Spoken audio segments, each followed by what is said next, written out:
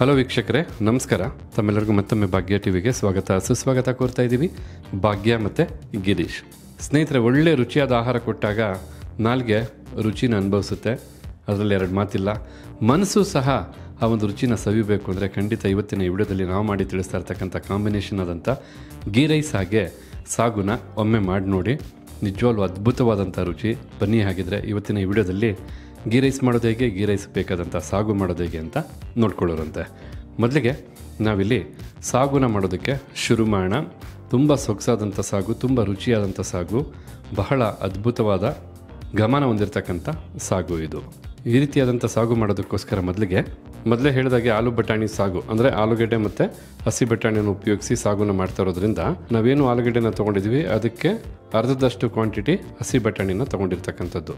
ನಾವು ಎಷ್ಟು ಹಸಿ ಬಟಾಣಿ ತೊಗೊಳ್ತೀವೋ ಅದಕ್ಕೆ ಡಬ್ಬಲ್ಲು ಆಲೂಗಡ್ಡೆನ ತೊಗೋಬೇಕು. ನಾವಿಲ್ಲಿ 1 ಕಪ್ ಅಳತೆಯ ಹಸಿ ಬಟಾಣಿ ಹಾಗೆ 2 ದಪ್ಪನಾದಂಥ ಆಲೂಗೆಡ್ಡೆನ ನೀಟಾಗಿ ಸಿಪ್ಪೆ ತೆಗೆದು ಈ ಒಂದು ಹದ್ದಲ್ಲಿ ಕಟ್ ಮಾಡಿರ್ತಕ್ಕಂಥದ್ದು. ಈಗ ಈ ಒಂದು ಸಾಗು ಮಾಡೋದಕ್ಕೆ ಬೇಕಾದಂಥ ಮಸಾಲ ಪೇಸ್ಟನ್ನು ಸಿದ್ಧ ಮಾಡೋದಕ್ಕೋಸ್ಕರ ಮೊದಲು ಒಂದು ಮಿಕ್ಸಿ ಜಾರ್ನ ತೊಗೊಂಡು ಮಿಕ್ಸಿ ಜಾರ್ಗೆ ಸರಿಸುಮಾರು ಅರ್ಧ ಕಪ್ ಅಳತೆಯ ತಾಜಾ ತೆಂಗಿನಕಾಯಿನ ಹಾಕ್ತಾ ಇರ್ತಕ್ಕಂಥದ್ದು ಈ ಒಂದು ಹದ್ದಲ್ಲಿ ಕಟ್ ಮಾಡಿ, ಜೊತೆಗೆ 7 ರಿಂದ 8 ಹಸಿಮೆಣಸಿನಕಾಯಿನೂ ಹಾಕಿ, ಹಾಗೆ 1 ಇಂಚಷ್ಟು ಹಸಿ ಶುಂಠಿ, ಇನ್ನು ನೀಟಾಗಿ ಸಿಪ್ಪೆ ತೆಗೆದಂಥ 1 ಗಡ್ಡೆಯಷ್ಟು ಬೆಳ್ಳುಳ್ಳಿ, ಹಾಗೆ ಮಸಾಲ ಪದಾರ್ಥಗಳಾದಂಥ ಚಕ್ಕೆ 1 ಇಂಚು, 2 ಲವಂಗ, 2 ಏಲಕ್ಕಿ ಕಾಯಿನೂ ಸಹ ಹಾಕಿ, ಹಾಗೆ 1 ಟೇಬಲ್ ಸ್ಪೂನಷ್ಟು ಗಸಗಸೆನೂ ಹಾಕಿ, ಸರಿಸುಮಾರು 1 ಇಡಿಯಷ್ಟು ಪುದೀನ ಸೊಪ್ಪು ಮತ್ತು 1 ಇಡಿಯಷ್ಟು ಕೊತ್ತಂಬರಿ ಸೊಪ್ಪನ್ನು ಸಹ ಹಾಕಿ, ಇದನ್ನೆಲ್ಲ ರುಬ್ಬೋದಕ್ಕೆ ಎಷ್ಟು ಬೇಕೋ ಅಷ್ಟು ನೀರನ್ನು ಹಾಕಿ ನುಣ್ಣಗೆ ರುಬ್ಬಿ ಈ ಸಾಗುಗೆ ಬೇಕಾದಂಥ ಮಸಾಲ ಪೇಸ್ಟನ್ನು ಸಿದ್ಧ ಮಾಡ್ಕೋಬೇಕಾಗುತ್ತೆ.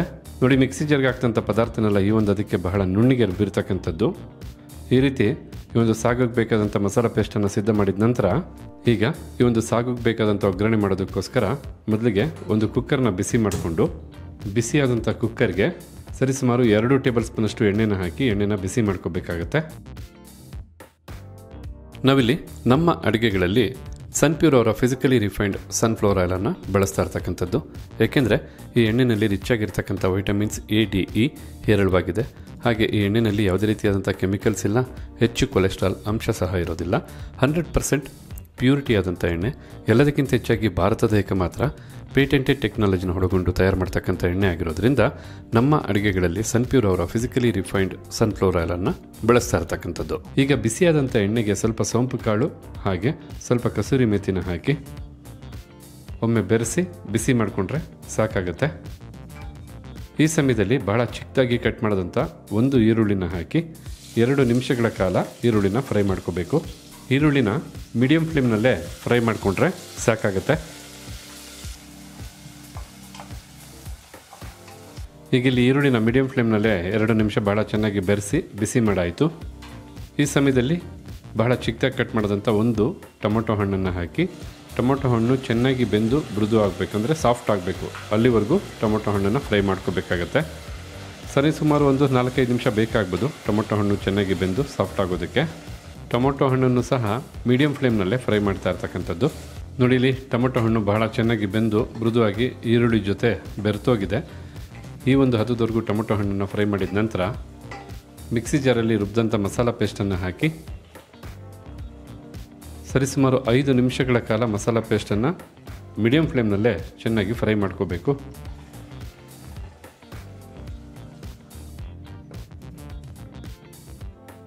ಈಗಿಲ್ಲಿ 5 ನಿಮಿಷಗಳ ಕಾಲ ಮೀಡಿಯಂ ಫ್ಲೇಮ್ನಲ್ಲೇ ಮಸಾಲ ಪೇಸ್ಟನ್ನು ಬಹಳ ಚೆನ್ನಾಗಿ ಹುರಿದಾಯಿತು. ಮಸಾಲ ಪೇಸ್ಟು ಉರಿಯೋದಕ್ಕೆ ಮುಂಚೆ ಏನು ಹಸಿ ವಾಸನೆ ಇತ್ತು ಆ ವಾಸನೆ ಎಲ್ಲ ಹೋಗಿ ಒಳ್ಳೆ ಅರೋಮ ಬರುತ್ತೆ, ಅಲ್ಲಿವರೆಗೂ ಇದನ್ನು ಹುರ್ಕೊಂಡ್ರೆ ಸಾಕಾಗುತ್ತೆ. ನಂತರ 2 ಆಲೂಗೆಡ್ಡೆನ ನೀಟಾಗಿ ಸಿಪ್ಪೆ ತೆಗೆದು ಈ ಒಂದು ಹದ್ದಲ್ಲಿ ಕಟ್ ಮಾಡಿ ಬಳಸ್ತಾ ಇರ್ತಕ್ಕಂಥದ್ದು. ಹಾಗೆ 1 ಕಪ್ ಅಳತೆಯ ಹಸಿಯಾದಂಥ ಬಟಾಣಿ. ಈ ಸಮಯದಲ್ಲೇ ರುಚಿಗೆ ತಕ್ಕಷ್ಟು ಉಪ್ಪನ್ನು ಹಾಕಿ, ಹಾಗೆ ಅರ್ಧ ಕಪ್ ಅಳತೆಯ ನೀರನ್ನು ಮಸಾಲ ರುಬ್ಬಿದಂಥ ಮಿಕ್ಸಿ ಜಾರ್ಗೆ ಹಾಕಿ ಹಾಕ್ತಾ ಇರ್ತಕ್ಕಂಥದ್ದು. 100 ರಿಂದ 150 ml ನೀರು ಹಾಕ್ಕೊಂಡ್ರೆ ಸಾಕಾಗುತ್ತೆ. ಉಪ್ಪು, ನೀರು, ತರಕಾರಿಗಳೆಲ್ಲ ಚೆನ್ನಾಗಿ ಬೆರೆಯೋ ಹಾಗೆ ಮಿಕ್ಸ್ ಮಾಡ್ಕೋಬೇಕು. ಆಲೂಗಡ್ಡೆ ಹಾಗೆ ಹಸಿ ಬಟಾಣಿ ಸಾಗು ಮಾಡೋದಕ್ಕೆ ಬೇಕಾದಂಥ ಎಲ್ಲ ಪದಾರ್ಥನೂ ಪಾತ್ರೆಗೆ ಅಂದರೆ ಕುಕ್ಕರ್ಗೆ ಹಾಕಾಯಿತು, ಚೆನ್ನಾಗಿ ಮಿಕ್ಸ್ ಮಾಡಾಯಿತು. ಈ ರೀತಿ ಮಿಕ್ಸ್ ಮಾಡಿದ ನಂತರ ಕುಕ್ಕರ್ ಲಿಡ್ಡನ್ನು ಮುಚ್ಚಿ ಸರಿಸುಮಾರು 2 ವಿಸಲ್ಲು ಕೂಗಿಸ್ಕೊಂಡು ಇದನ್ನೆಲ್ಲ ಬೇಯಿಸ್ಕೋಬೇಕಾಗತ್ತೆ.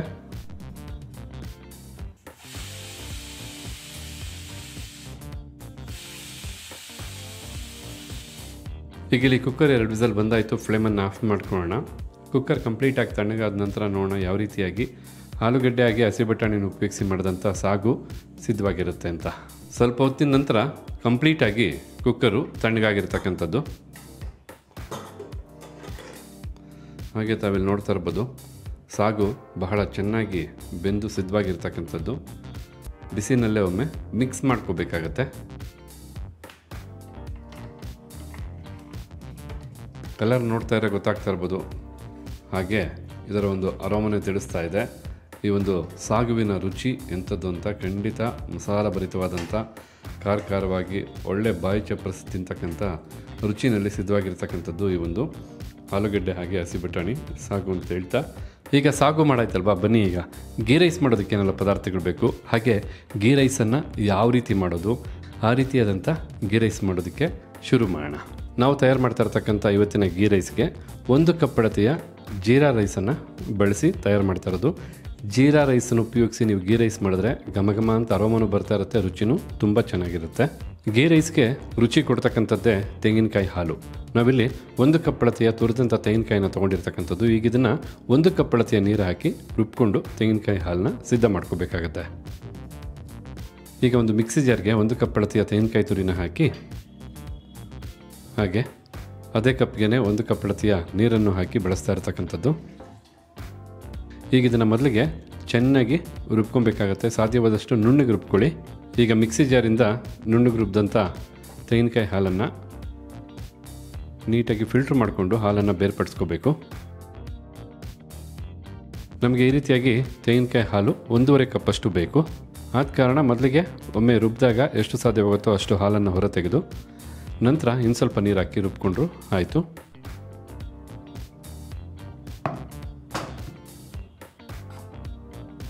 ನೋಡಿ, ಮೊದಲೇ ಬಾರಿಗೆ 1 ಕಪ್ ನೀರು ಹಾಕಿದ್ವಲ್ಲ, ನೀಟಾಗಿ ಹಾಲನ್ನೆಲ್ಲ ಹಿಂಡಿ 1 ಕಪ್ ಅಳತೆಯ ತೆಂಗಿನಕಾಯಿ ಹಾಲನ್ನು ಸಿದ್ಧ ಮಾಡಾಯಿತು. ನಂತರ ರುಬ್ಬಿದಂಥ ತೆಂಗಿನಕಾಯಿಂದ ಹಾಲನ್ನು ಹಿಂಡಿ ಬೇರ್ಪಡಿಸಿದಂಥ ತುರಿದಂಥ ತೆಂಗಿನಕಾಯಿ ಇದು. ಇದನ್ನು ಮತ್ತೆ ನಾವು ಮಿಕ್ಸಿ ಜಾರ್ಗೆ ಹಾಕಿ ಸ್ವಲ್ಪ ನೀರನ್ನು ಹಾಕಿ ರುಬ್ಕೊಬೇಕಾಗತ್ತೆ. ಮತ್ತೆ ನಾವು ಅರ್ಧ ಕಪ್ ಅಳತೆಯ ನೀರನ್ನು ಬಳಸ್ತಾ ಇರ್ತಕ್ಕಂಥದ್ದು. ಮತ್ತೆ ಇದನ್ನು ನುಣ್ಣಗೆ ರುಬ್ಬಿ ಮತ್ತೆ ಅರ್ಧ ಕಪ್ ಅಳತೆಯ ತೆಂಗಿನಕಾಯಿ ಹಾಲನ್ನು ಸಿದ್ಧ ಮಾಡ್ಕೊಳ್ತೇವೆ. ಈಗ ಇಲ್ಲಿ ನೋಡ್ತಾ ಇರ್ಬೋದು, ಒಟ್ಟಾರೆಯಾಗಿ ತುರಿದಂಥ 1 ಕಪ್ ಅಳತೆಯ ತೆಂಗಿನಕಾಯಿನ ರುಬ್ಬಿ ನೀರು ಹಾಕಿ ಈಗ 1.5 ಕಪ್ಪಷ್ಟು ತೆಂಗಿನಕಾಯಿ ಹಾಲನ್ನು ಸಿದ್ಧ ಮಾಡಿರ್ತಕ್ಕಂಥದ್ದು. ಈ ರೀತಿ ತೆಂಗಿನಕಾಯಿ ಹಾಲನ್ನು ಸಿದ್ಧ ಮಾಡಿದ ನಂತರ ಗೀ ರೈಸಿಗೆ ಬೇಕಾದಂಥ ಒಗ್ಗರಣೆ ಮಾಡೋದಕ್ಕೋಸ್ಕರ ಮೊದಲಿಗೆ ಒಂದು ಕುಕ್ಕರ್ನ ಬಿಸಿ ಮಾಡಿಕೊಂಡು, ಬಿಸಿಯಾದಂಥ ಕುಕ್ಕರ್ಗೆ 2 ಟೇಬಲ್ ಸ್ಪೂನಷ್ಟು ಎಣ್ಣೆನ ಹಾಕಿ ಎಣ್ಣೆನ ಬಿಸಿ ಮಾಡ್ಕೋಬೇಕಾಗತ್ತೆ. ಈಗ ಇಲ್ಲಿ ಎಣ್ಣೆ ಬಿಸಿಯಾಗಿದೆ. ಬಿಸಿಯಾದಂಥ ಎಣ್ಣೆಗೆ 1 ಟೇಬಲ್ ಸ್ಪೂನಷ್ಟು ತುಪ್ಪನ ಹಾಕಿ ಬಿಸಿ ಮಾಡ್ಕೋಬೇಕಾಗತ್ತೆ. ಎಣ್ಣೆನೂ ಬಿಸಿಯಾಗಿ ತುಪ್ಪನೂ ಸಹ ಕರಗಿರ್ತಕ್ಕಂಥದ್ದು.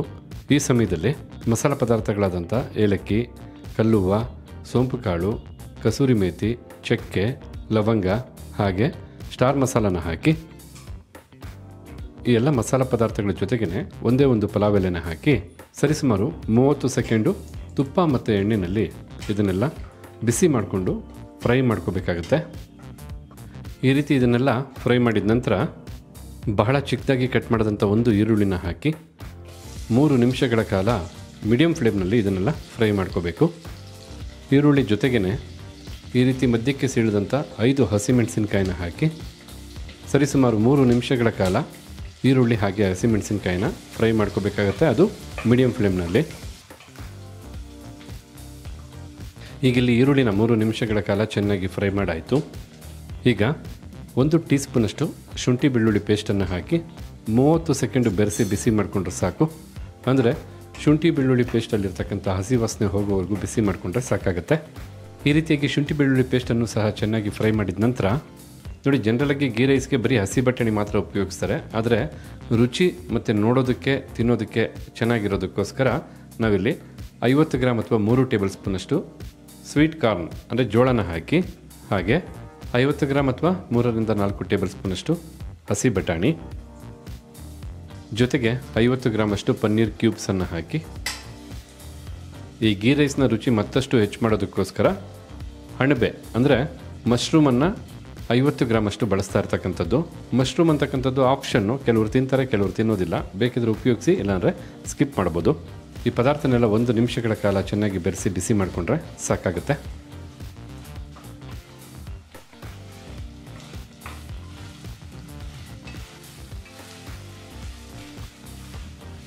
ಈಗ ಎಲ್ಲ ಪದಾರ್ಥನೂ 1 ನಿಮಿಷಗಳ ಕಾಲ ಚೆನ್ನಾಗಿ ಬೆರೆಸಿ ಬಿಸಿ ಮಾಡಾಯಿತು. ಈಗ ಮೊದಲೇ ಸಿದ್ಧ ಮಾಡಿದಂಥ 1.5 ಕಪ್ ಅಳತೆಯ ತೆಂಗಿನಕಾಯಿ ಹಾಲನ್ನು ಹಾಕ್ಕೋಬೇಕಾಗುತ್ತೆ. ಈ ಸಮಯದಲ್ಲಿ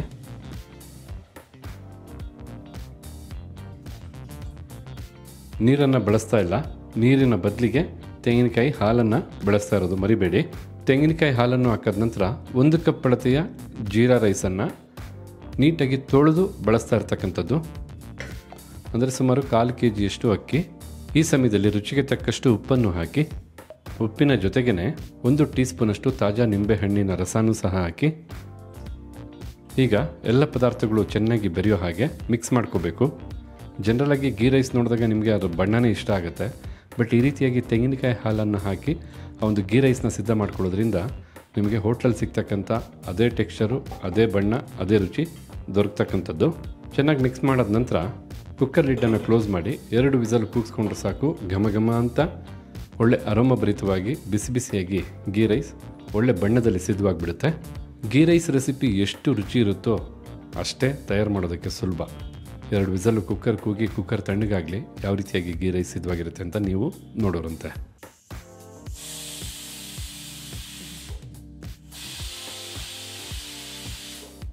ಈಗ ಇಲ್ಲಿ ಕುಕ್ಕರ್ 2 ವಿಸಲ್ ಬಂದಾಯಿತು. ಫ್ಲೇಮನ್ನು ಆಫ್ ಮಾಡ್ಕೊಳ್ಳೋಣ. ಕುಕ್ಕರ್ ಕಂಪ್ಲೀಟಾಗಿ ತಣ್ಣಗಾಗಲಿ. ಸ್ವಲ್ಪ ಹೊತ್ತಿನ ನಂತರ ಕುಕ್ಕರು ಕಂಪ್ಲೀಟಾಗಿ ತಣ್ಣಗಾಗಿರ್ತಕ್ಕಂಥದ್ದು. ಹಾಗೆ ತಾವಿಲ್ಲಿ ನೋಡ್ತಾ ಇರ್ಬೋದು, ಒಳಗಡೆ ಬಿಸಿ ಬಿಸಿಯಾಗಿ ಮಸಾಲೆ ಎಲ್ಲ ತೇಲ್ ಬಂದು ಗೀ ರೈಸ್ ಸೂಪರಾಗಿ ಸಿದ್ಧವಾಗಿರ್ತಕ್ಕಂಥದ್ದು. ಒಳ್ಳೆ ಅರೋಮ ಬರ್ತಾ ಇದೆ.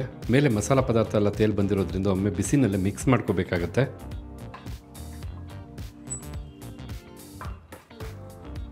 ನೋಡ್ತಾ ಇದ್ದೀರಲ್ಲ, ಬಿಸಿ ಬಿಸಿಯಾಗಿ ಉದುರಾಗಿ ಎಷ್ಟು ಸೊಗಸಾಗಿ ಗೀ ರೈಸು ಸಿದ್ಧವಾಗಿರ್ತಕ್ಕಂಥದ್ದು ಅಂತ.